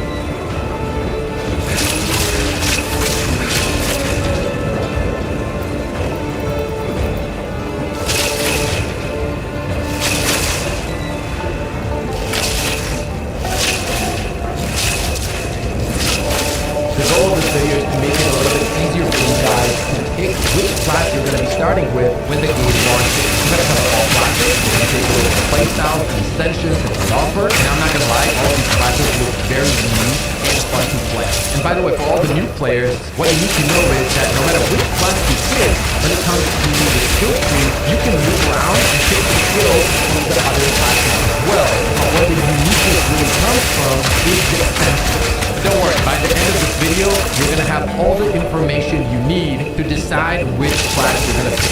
If you guys do enjoy the video, and only if you do, drop a like, sub to the channel. I will be uploading a lot of tools, builds, and guides, and a lot of information for new players as well. Now let's get right into it. Let's start off with the Witch. This class is an absolutely amazing mix of summoner, necromancer, and even sorcerer. And you'll see what I mean by sorcerer here in a minute. Now, one thing you gotta keep in mind, guys, is that the minion gameplay and quality of life is on a different level when it comes to this class.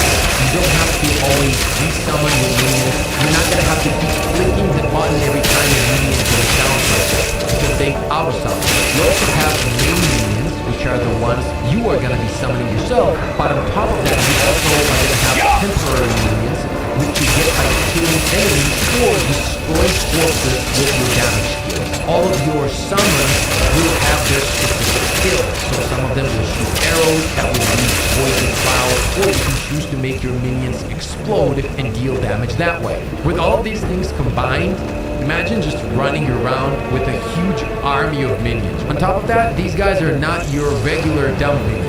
These are extremely high IQ, intelligent minions, literally straight out of college, which means they can open doors, boxes, and so on. One of the coolest things, by the way, about the Witch is the fact that you can turn your enemies into your minions. And this applies to some crazy kind of enemies as well. So imagine this, you find a really cool monster, you take him out, you love the skills that it was doing with damage, animation, whatever it is. Boom. Next thing you know, it's your minion, and now it's using all of those skills to other enemies. That alone, I'm not gonna lie, when I heard that one, I was like, okay, I'm gonna do that. Now all of that said, where the Witch is really gonna pick up is enemies. So let's talk about Infernal. We're gonna have two options. Infernal is the fire/minion spell. You can summon a hellhound, for example, which gives the ability to burn enemies and attack. And it's also gonna take 20% of damage instead of you, which means once you got ability, you can also turn into a huge. You will be able to deal way more damage, but you're a huge range. So you want to create a more high HP world so that you can stay alive, right?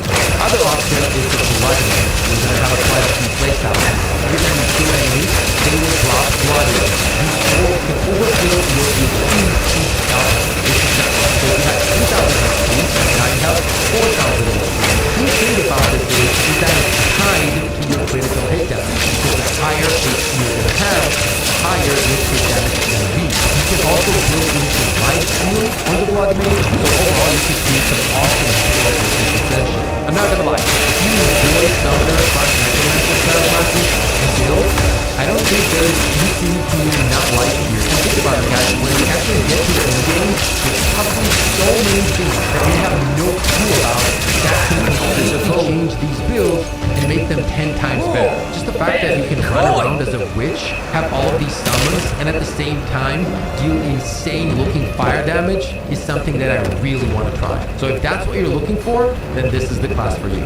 Next up on the list is the Ranger. Now, if you're looking for insane mobility, cool jump skills, good at clear and pretty good single target damage, this is going to be the class for you. You're going to have two main sources of damage. Lightning skills that will have amazing clearing potential and most likely really good speed clearing potential as well, or the poison builds. I personally think that both of these look really cool, and that movement is gonna come in handy a lot, especially if you're fighting bosses. Just think about it. Movement like that, once mastered, means more survivability, right? Also remember, you can use your freeze skills on bosses and actually freeze them and then destroy them with some high DPS. The lightning attacks can also go absolutely crazy when it comes to chaining attacks. And when it comes to poison, you can even create like poison traps or clouds or whatever you want to call them around the enemies and deal a lot of damage. Obviously, there's going to be tons of more different things when you get to the end game when it comes to skills. But now let's take a look at the ascensions. The first one is Deadeye. This is essentially just going to better everything that you do on the Ranger. You'll be shooting more arrows with more accuracy, and you're going to do all of that faster as well, which is most likely going to be insane with lightning skills, because imagine all the area of effect damage and boom, you go crazy, you can do some insane damage, you just chain everything.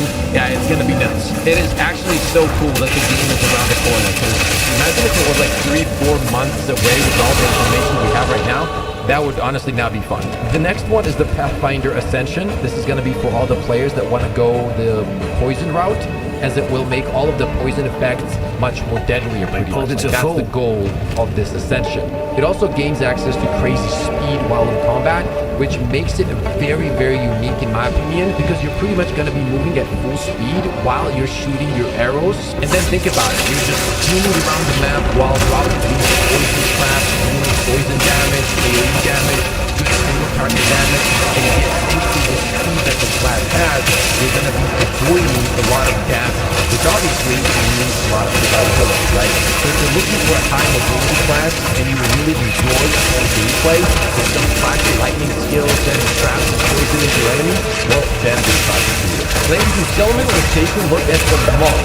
This is a fast-paced elemental damage class. The animations look absolutely stunning. The first time I saw that clip where he just starts teleporting enemies back and forth like an absolute madman, yeah, that was crazy. The animations just look overall so clean in this game, you know what I mean? The speed clear potential is very high, but the Ascension is where Monk gets very, very interesting. The first Ascension we're going to take a look at is the Invoker. This is going to be the one you pick if you want to focus on more elemental damage. For example, you can create waves of elemental damage every time you land a critical hit.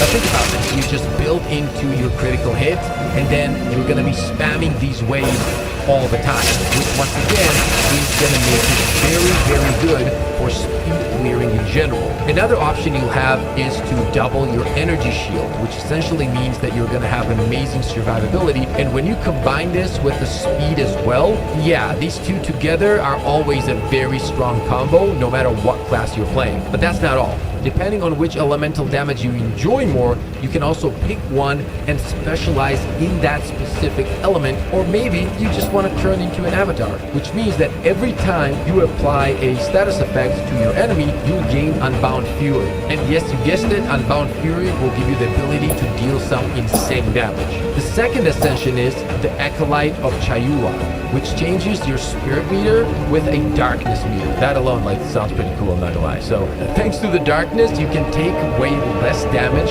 from the enemies or deal more damage, and you're also gonna have options when it comes to specialization. So if you're looking for a fast melee DPS class that has some amazing combos and is very good at clearing, and on top you can build it so that you got tons of survivability, this is gonna be the class for you. Another way to kind of explain this class for me personally would be to imagine a warrior class, but with just faster combat in general. Okay, here we go. Now let's talk about the Sorcerer, and this one is kind of cracked. This is probably the craziest class when it comes to Ascension. We will get to that here in a minute. The Sorcerer offers really high damage, incredible clear potential, really flashy skills as well.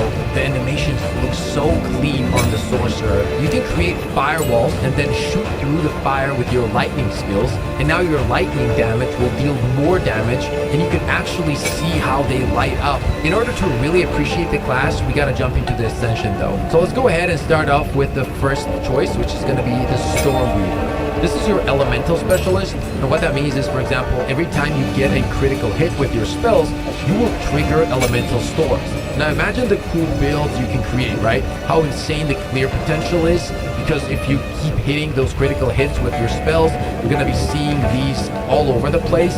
And also think about how cool the single target damage can be as well. But the true craziness begins with the next ascension, and that's the Chronomancer.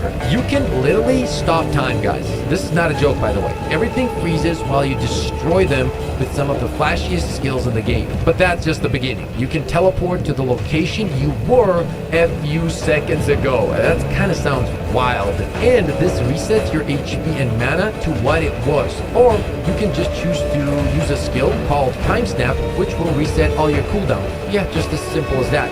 This class looks next level, and the funny thing is that even the devs have said that this was one of the class they were most afraid of because they thought it would break the game. Because you know, every time you try to mess around with time, even if you look at movies, it usually doesn't go that well, and I guarantee you there will be so many crazy builds we will see on the Chronomancer. It's gonna be wild. Think about it. The fact that you can reset your cooldowns, that alone is going to be so interesting, especially for high DPS builds and damage builds in general. So if you're looking for a class with very fun combat, high damage, keep in mind this class most likely will be squishier than others. One thing I do want to mention about the Sorcerer is that it does look like a class that will highly reward skilled players, which means if you put in the time to master the class, you're going to have a lot of fun. Next on the list is the Mercenary. Let's say ARPGs aren't the only genre you enjoy, right? You enjoy first or third person of the field in terms of combat. In that case, Mercenary is most likely something that you're going to enjoy a lot. But a good healing class isn't necessarily enough for many players out there. It also has to perform really well, especially when it comes to endgame. So let's break down what this class can offer. If you want to feel like Van Helsing on steroids, pay attention. You're going to have different options when it comes to dealing damage with your crossbow. Shotgun style, AR style, or even sniper style. All of these options create awesome tools depending on what kind of combat you're in. Are you fighting a lot of enemies? In that case, shotgun might be the key. Or if you're fighting a boss and you're trying to stay at range, you're probably better off going sniper. That said, you also have a grenade launcher that comes with your crossbow. Kinda crazy to say this when we're talking about like a mercenary dude running around with a crossbow and out of nowhere he just pulls out a grenade launcher and just absolutely demolishes you. But yeah, that's happening.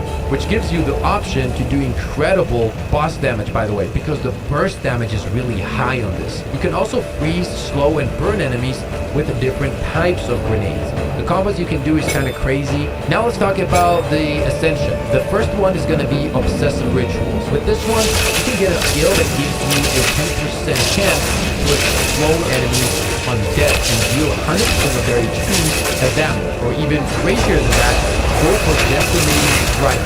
Listen to this. This one has a chance to deal 30% damage on initial hits, even on bosses.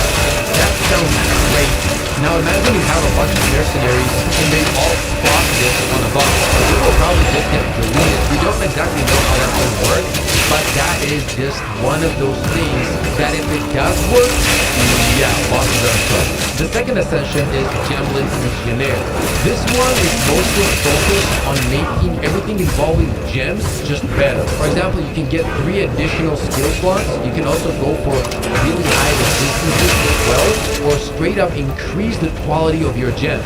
All of these things combined will give you a lot of insane build crafting options to create an incredible long-range class with high burst damage and add clear as well. And on top of that, don't forget, it feels like you're playing a first-person shooter, right? So if that's what you enjoy, you're gonna have a great time. One of the coolest things for me personally is the fact that you can have options at any range, man. Shotgun, sniper, AR, which means you can succeed in any environment, right? It doesn't tie you down to a specific style of combat. And that's really nice. You get to pick the range you want to fight at, and at all of these ranges, you're going to have strong options.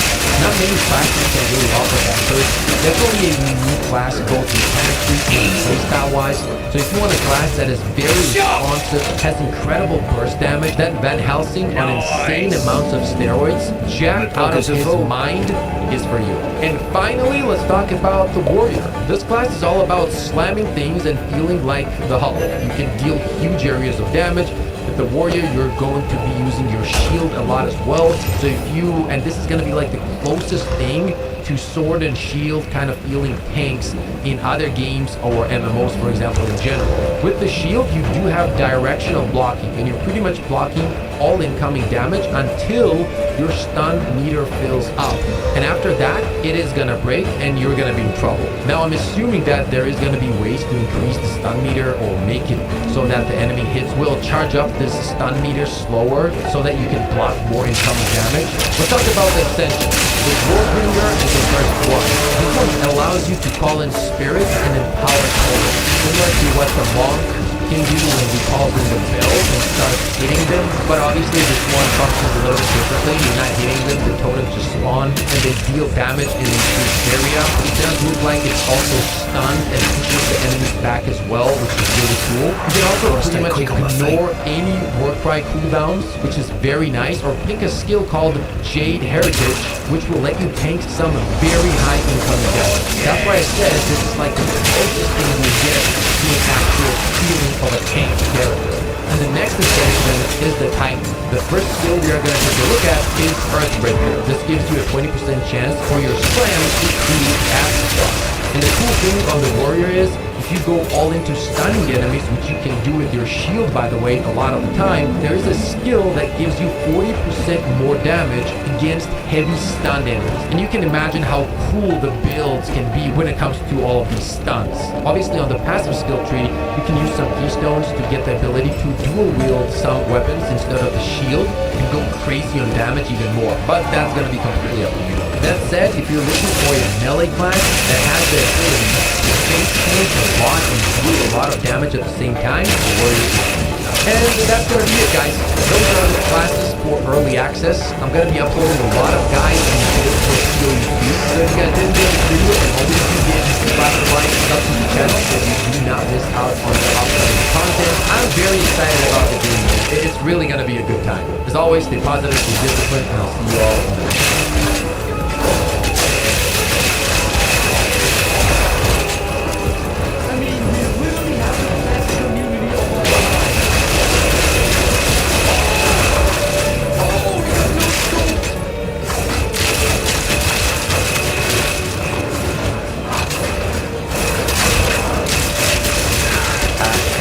Exile 2's early access starts tomorrow, and the floodgates will open on a whole round.